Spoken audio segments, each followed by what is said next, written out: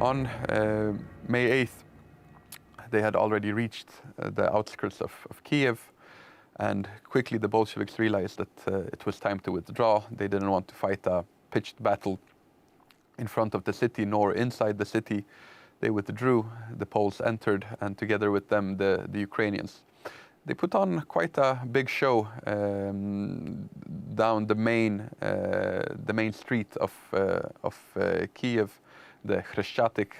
You had these long rows, these columns of cavalry and infantry armies marching, where you had the Poles, but also for the Poles it was important that the Ukrainians were playing the main role here, as the Poles wanted to prove to the Ukrainians that they came here as allies to make sure that they would throw out the Soviet Red Army and make it possible for an independent Ukrainian state to be created there, which would naturally be allied with Poland, but however, it would be administered and it would be independent and only bound to Poland in a military alliance.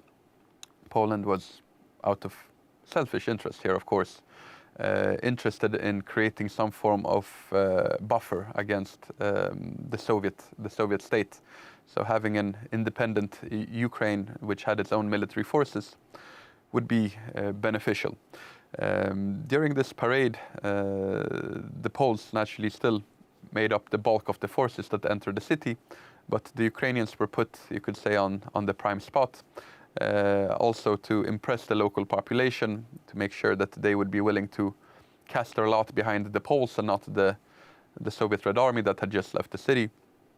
They made sure to walk up this main street, turn around through some back streets, and then the same units would come marching up again to give the impression of the army entering the city being larger than it actually was. The Ukrainians and the Poles, they stayed in Kiev for slightly more than a month. The 6th Division, they entered on May 8th, and they withdrew on June 9th as there was a powerful Soviet counteroffensive, which after a while actually turned into a rout very quickly. It started in June, but by August they were already nearing Warsaw. This is when the Poles realized that this was a make it or break it moment. Either the capital city would be defended, or it was quite likely that the recently reborn Polish state would again disappear from the political map of Europe.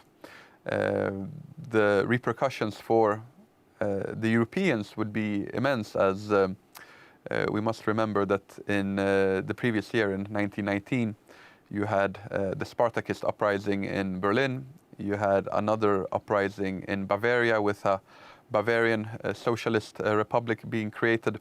The German Revolution of 1918-1919, which finally was won by not just the conservative elements, but also primarily, you could say, by the social democratic elements, it was still very fragile. There was a large support for communism and for worldwide revolution.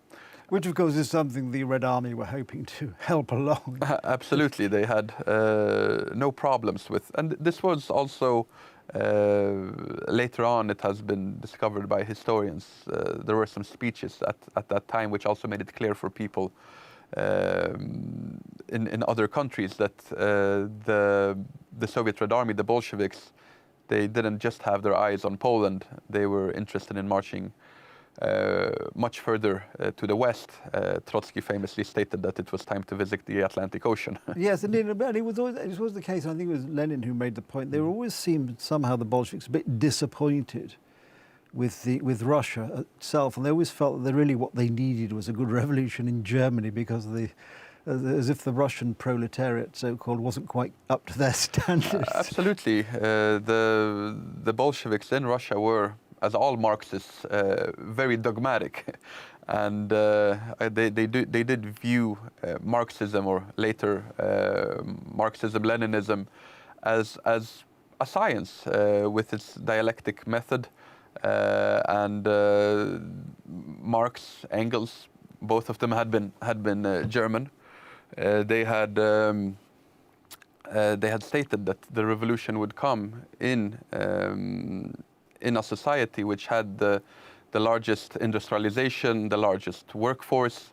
This agrarian population of Russia was very unsuitable for that revolutionary fervor which Marx had warned about. One of the ironies, I think, worth remembering, that Marx was able to write largely because of the support of Engels, because Engels' family had the money. had the money which was actually generated by lots of the proletariat working jolly hard in Engels' factories. Well, not a lot has changed in these 100 years. No, indeed, one always thinks of George Orwell's, which I read recently, George Orwell's Animal Farm, which really captures this whole approach to life. Absolutely, there are certain terms here: the caviar left, the champagne communists, and so on. Champagne socialist is a very popular one in the United Kingdom. Yes, so definitely the threat of revolution in the West was significant, and it wasn't that Germany was an exception. You had a communist revolution and takeover in Hungary, with Bela Kun taking power there. In northern Italy, the industrialized part of Italy, you had an absolutely revolutionary situation in 1919 as well, in cities such as Bologna, Milan, Turin. In France, you had enormous strains in society, where the heavy casualties during the First World War, the destroyed countryside, the destroyed industries, the problems with food supplies, had also created a situation in which a large part of the French army that had fought in the First World War were very receptive of communist ideas of revolution. So would the Russians have reached Germany, that Soviet army could definitely have used Germany as a springboard for a conquest of the rest of the European continent. Yes. Adam, the clock has, as always, defeated us. I'm going to have to ask you to pause just there, if I may, but we'll pick it up next time. There we are. As usual, the clock has defeated us, and Adam's had to pause almost, but not quite, in mid-sentence. Fear not. If you join us next time, as we hope you will, we'll pick up the story on Poland Daily History. In the meantime, thank you for watching.